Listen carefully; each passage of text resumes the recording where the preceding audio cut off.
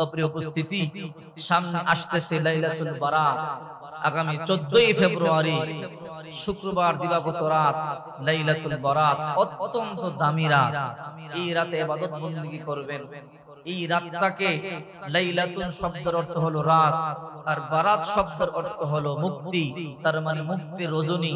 এই রাত্রিতে আল্লাহ পাক রব্বুল আলামিন অগণিত বান্দা বান্দীকে মুক্তি দিয়ে থাকেন। সুবহানাল্লাহ বলেন। রাসূল কারীম সাল্লাল্লাহু আলাইহি ওয়াসাল্লাম বলেন, ইন্নাল্লাহা লা ইয়াত্তালিউ ফি লাইলাতিন নিসফি মিন শাবান ফায়াগফিরু লিজামিই খালকিহি ইল্লা লিমুশরিকিন আও মুশাহিন। এই রাত্রিতে আল্লাহ তাআলা যে ক্ষমা চায় তাকে আল্লাহ ক্ষমা করে দেয়, তবে দুই শ্রেণীর মানুষকে আল্লাহ তাআলা এই রাত্রিতে ক্ষমা করেন না। একটা হলো মুশরিক আর একটা হলো হিংসু।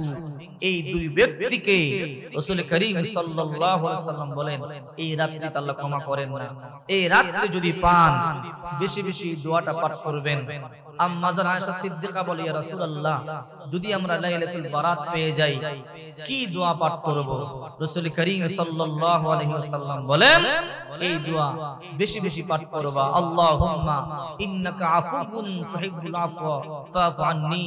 আয় আল্লাহ, আপনি ক্ষমাকারী, আপনি ক্ষমা পছন্দ করেন, আমাকে আপনি ক্ষমা করে দেন। এই জন্য এই রাত্রিতে বেশি বেশি দোয়া পাঠ করবেন। আল্লাহুম্মা ইন্নাকা আফুউন তুহিব্বুল আফওয়া ফাফু আন্নী। একবার বিশ্ব নবী মুহাম্মদুর রাসূলুল্লাহ সাল্লাল্লাহু আলাইহি ওয়াসাল্লাম লম্বা সিজদা দিয়ে নামাজ আদায় করতেছে।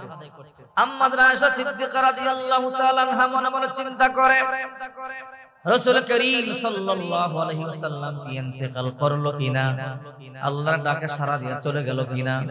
এত লম্বা সময় আল্লাহর পয়গম্বর সিজদা করে না, এমন লম্বা সময় নবীজি নড়াচড়াও করে না। মা আয়েশা রাদিয়াল্লাহু তাআলা আনহা বিশ্ব নবীর আঙ্গুল মোবারকের মধ্যে একটু চিমটি দিলেন, দেখে আল্লাহর পয়গম্বর জিন্দা আছে কিনা। হঠাৎ করে আল্লাহর পয়গম্বর পাটা নাড়া দিছে। আম্মা জান আয়েশা বুঝতে পেরেছে আল্লাহর পয়গম্বর মারা যায় নাই, আল্লাহর পয়গম্বর জীবিত আছে। আল্লাহু আকবার বলে।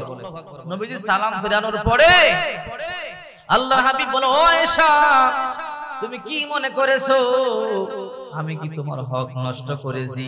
ও আয়েশা, আমি কি আল্লাহর দরবারে চলে গেছি? বলে, আল্লাহর হাবিব এত লম্বা সময় সিজদা করেছেন, আমি বুঝতে পারি নাই। বলে, আয়েশা, তুমি কি জানো না আজকে কোন রাত্র? বলে, কোন রাত্র?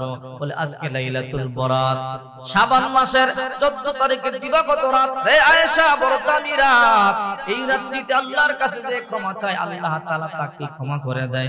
আয়েশা, আমি কি এই রাত্রিতে বেশি বেশি ইবাদত বندگی করব না? এই জন্য আমি এই রাত্রিতে এই লম্বা সিজদা দিয়া আমি আমার মালিকের শুকরিয়া আদায় করেছি। আল্লাহু আকবার বলে। এই রাত্রি যদি পেয়ে যান, কি কি আমল করবেন, কিভাবে নামাজ আদায় করবেন, আমি সংক্ষেপে বলে দিচ্ছি। যদি লাইলাতুল বারাত পেয়ে যান, 10টি আমল বেশি বেশি করবেন। কয়টি আমল? এই লাইলাতুল বারাতে 10টি আমল করবেন। ভালো করে শুনে রাখুন। এই 10টি আমল কোন ব্যক্তি যদি করতে পারে, কপাল খুলে যাবে। এক নাম্বার আমল হলো, ভালো করে পবিত্রতা অর্জনের জন্য গোসল করে নেবেন। ভালো করে গোসল করে নিয়া 2 নম্বরে সুগন্ধি ব্যবহার করবেন। 3 নম্বরে সারা রাত জাগ্রত থেকে নফল ইবাদত করবেন, নামাজ আদায় করবেন। 4 নম্বরে কোরআন তেলাওয়াত করবেন। 5 নম্বরে দিনের বেলা রোজা রাখবেন। 6 নম্বরে কবর জিয়ারত করবেন। 7 নম্বরে দান সদকা করবেন যতটুকু সম্ভব হয়। 8 নম্বরে মা বাবা দাদা দাদি আত্মীয় স্বজনদের জন্য দোয়া করবেন। 9 নম্বরে মানুষদেরকে তাসবিহ তাহলিল জিকির আজকার করবেন। 10 নম্বরে দুরূদ শরীফের আমল করবেন। আরেকটা আমল কিতাবের মধ্যে পাওয়া যায়, ইস্তিগফারের আমল করবেন।